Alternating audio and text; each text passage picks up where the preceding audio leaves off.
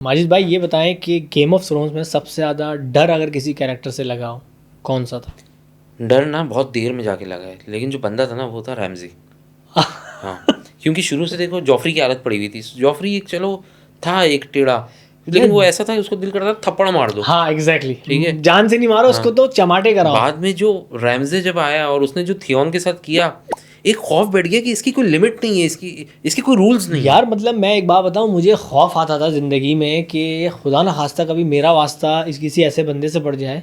यार वो बंदा खाल उधेड़ के लटकाया हुआ है और हाँ। कुत्तों को खिला रहा है, कह रहे मतलब उसकी जो वो बंदी थी जिसके साथ वो मामलात थे, हाँ, वो पता नहीं किसी क्या है। वर्कर की बेटी थी। हाँ। अब आप ये देखो, एक वर्कर की बेटी को लेके घूम रहा है, उसकी मजाल नहीं है कि कुछ कर सके। एक तो क्या जिंदगी चल रही, दूसरा वर्कर की बेटी की भी भरम थी इस वजह से। एग्जैक्टली और वो मर गई। हाँ। मरने के बाद वो आके अपना जो भी कर्टेसी में वो कहता है कि यार तुम बहुत ज़बरदस्त फाइटर ये वो करके तो वो बंदा उसका मेस्टर पूछता है कि यार इसको बैरियर मतलब जलाना है या क्या करना है? बोलो पागल हो गया, ये तो बड़ा ज़बरदस्त गोश्त है, खिलाओ कुत्तों को। मतलब साला क्या कैरेक्टर है उसका कोई सर। लिमिट नहीं। एंट्री से बात करते हैं। चले, ये तो हमने एक हाईलाइट्स आपको दी थी रामसे बोल्टन की, और आगे का बताएं आप। भाई एंट्री तो उसकी उस टाइम पर हुई थी ना जब वो थियोन ग्रेजॉय को पकड़ता है। बिल्कुल ठीक है, अब पहले तो ये क्लियर ही नहीं हो रहा था कि ये बंदा है कौन, ये चाहता क्या है। ऐसा लग रहा था कोई ऐसी मुलाजिम टाइप का है, और वो पहले एक्ट ऐसे कर रहा था, उसको उम्मीद दिलाता था कि तुम भाग जाओगे, मैं तुम्हें छोड़ रहा हूँ। लेकिन फिर उसके बाद जो उसने किया उसके साथ, सर उसके बाद वो पूरा उसको जब भागता है उसके साथ, जो बंदों को मारता है वो हाँ, उसके पीछे भागते हैं, ठीक है ना। उसके बाद वो रहता है, आग वाग जलाया हुआ है, बातें कर रहा है और सब कुछ बता रहा है कि भाई ये है तुम्हारे अब्बू ने भेजा मुझे, तुम्हारी बहन ने भेजा, किसने भेजा। और जब वो अंदर लाता है और फिर जो वो करना शुरू करता है, अल्लाह माफ करे यार, वो देखा ना वो सॉसेज खा रहा होता है, रोंगटे खड़े हो गए थे। सॉसेज खा रहा है, वो कर रहा है उस पे सॉसेज दिखाकर यार, खा रहा है, बोला और ना सर तब कौन कर सकता है यार ये? मैं तो कभी इमेजिन भी नहीं कर सकता कि यार मैं, पहली बात मेरे तो खैर दुश्मन है नहीं कोई इस तरह का, लेकिन अगर हो भी तो मुझे नहीं लगता कि मैं इस किस्म का जालिम कभी नहीं हो नहीं, सकता। वो जालिम नहीं था, ये मेनियक था। हाँ ठीक है, ये किसी और लेवल पर था। बाप को मार दिया, अबे अपनी माँ को अपने भाई को कुत्तों के आगे डाल दिया। विरासत का मसला आ रहा था ना, नहीं जो भी था, वैसे ही बता रहा हूँ आगे डाल दिया उसकी यार। प्रोस्पेक्टिव से कि वो विरासत की वजह से उसने बोला कुत्तों को डालो। अच्छा दूसरी चीज़ ये कि यार जॉन स्नो के सामने जब वो खड़ा होता है ना, बैटल ऑफ बास्टर्ड से पहले, नहीं उससे पहले जो कहता है ना, he is good, he is good, I know, उसकी हड़ी आती है, उसकी फट भी जाती है कि यार ये तो बंदा वाकई बहुत भरम वाला है। हाँ।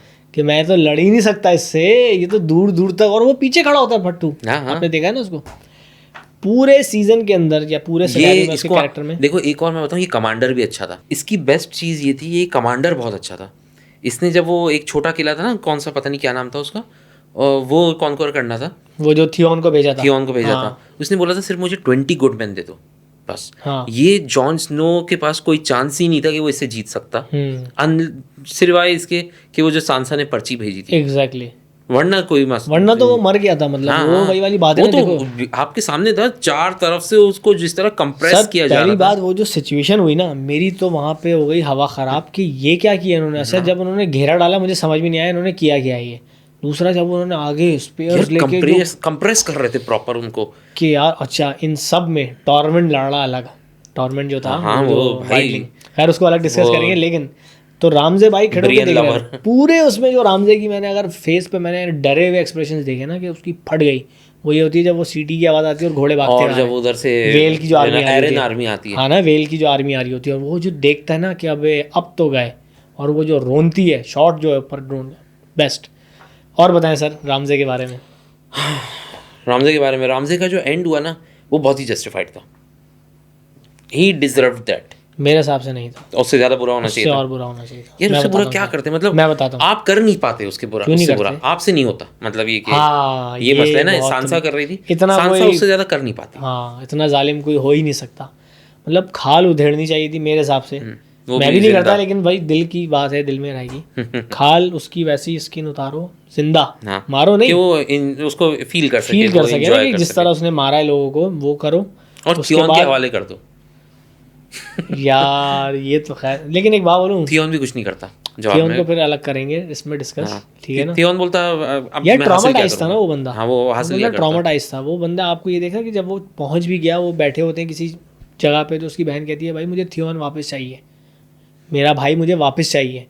तो वो कहता है okay I will get to, लेकिन नहीं आ जाता है, बट कहीं ना कहीं वो डरा रहता है कि नहीं भाई मुझे प्रिजनर नहीं बनना अब किसी का, फट गई मेरी। एनीवे ये इसने मतलब आपने देखा कि वो बुड्ढी के साथ किया था, वो जो एक थी ओल्ड खातून, याद है आपको, वो जो सांसा को कहती है कि वो जो नॉर्थ रिमेंबर जलाती थी, वो शमा नॉर्थ रिमेंबर जो शमा जलाने जा रही थी, उनको काट के जला के रख दिया। वो तो जुल्म तो खैर उसने बहुत किया मेरे हिसाब से, जो है ना उसकी खाल उधेड़ के फिर कुत्तों के आगे देना चाहिए था। कुत्तों के आगे तो सही दिया, तो मतलब जो काटा है और जो नोचा है, उफ, मज़ा आ गया चस आ गया, बहुत मज़ा आया था वाकई। खैर और कोई ऐसी बात जो हम रामजे के बारे में कह सकें? यार रामजे जो है ना, लेकिन रामजे मैं कहता हूँ कि अंडर यूटिलाइज था, कम सीजन्स रहा, जैसे कि उसका कैरेक्टर ज़्यादा चल सकता था, कि मतलब वो हाईलाइट रहा इतने कम टाइम में भी।